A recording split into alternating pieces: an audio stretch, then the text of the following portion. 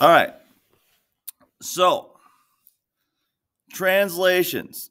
If we think of y equals a times x, or bx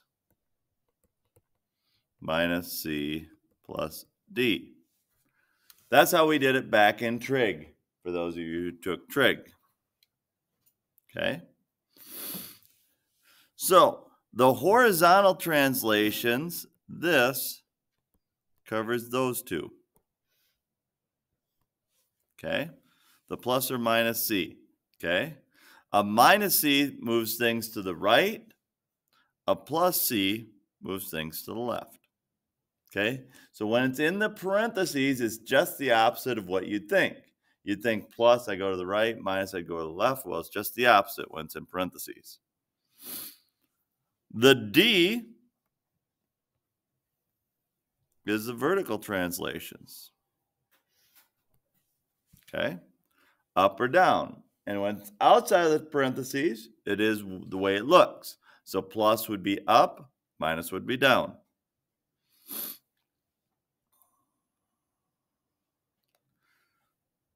The reflections are all on their own. If there's a minus, it's like a minus 1a, then you reflect across the x-axis. If there's a minus on the inside, it's a reflection across the y-axis. And a negative both places, they say it's a reflection across the origin, or it's a double reflection across both the x and the y. Okay? The B from trig, this was my period, how I shifted my period, which was a horizontal shrink or stretch, okay, depending on what it was. And A was my amplitude in trig. That's my vertical stretch or shrink.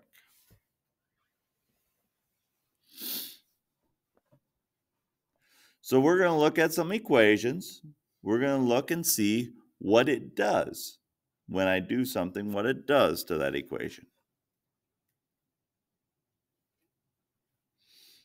Okay? So this chart is fairly important.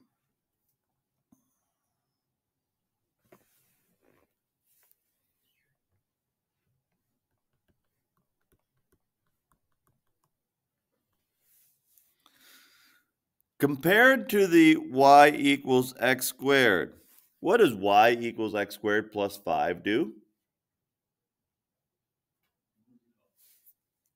It moves it up 5.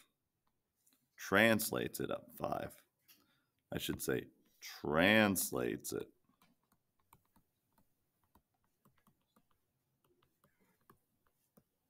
Translated it up 5, so then you're just shifting everything. Every point shifts in a translation. Every single point shifts.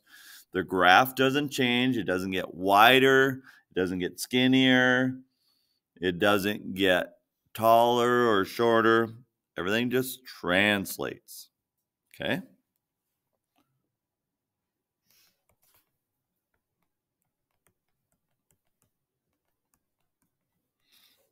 Compared to the y equals x squared, if I say y plus 5, quantity squared, what does that do? That also translates it. Where does it translate it? Left 5.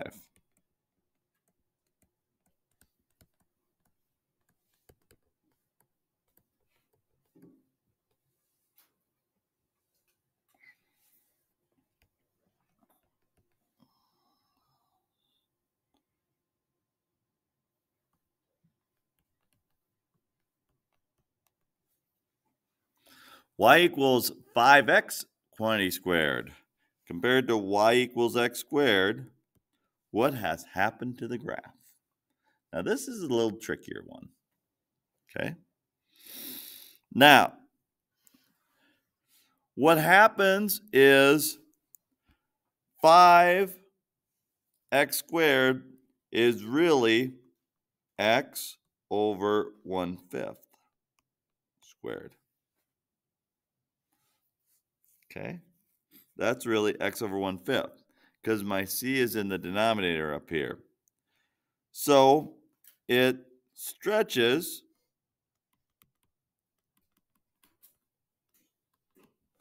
by a factor of 1/5, or basically it shrinks it. I would say stretches, but I think they're more into the shrinks. So it gets skinny. So if the y equals x squared is normally like this one would be like this. Okay? It makes it skinny. The 5 in front of it, you would think a 5 would make things fat, but the 5 in front of it makes it really skinny because it does the opposite of what you'd think when it's in parentheses. Okay? Y equals 5x squared is different.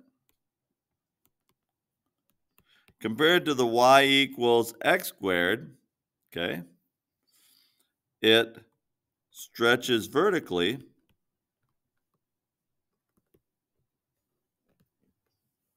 five times. So if the y equals x squared is like this, it's like this. So it kind of skinnies it up, but it just puts the points further away from each other. Okay? So instead of having 0, 0, 1, 1, you'd have 0, 0, and 1, 5.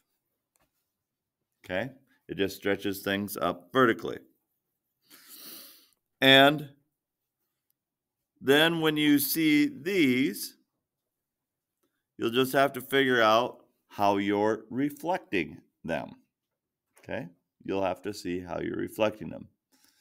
Now, I've introduced this to you so that you can struggle through the homework. So then once you struggle through the homework, you can figure out what's going on. Now, some of you will not have any struggle at all because some of you guys are like super brilliant and you'll just whip through this in a matter of 5 minutes. Others, you might struggle a little bit trying to figure it out, but struggling helps you learn. Okay? So I'm going to sign out this one and we'll get rolling.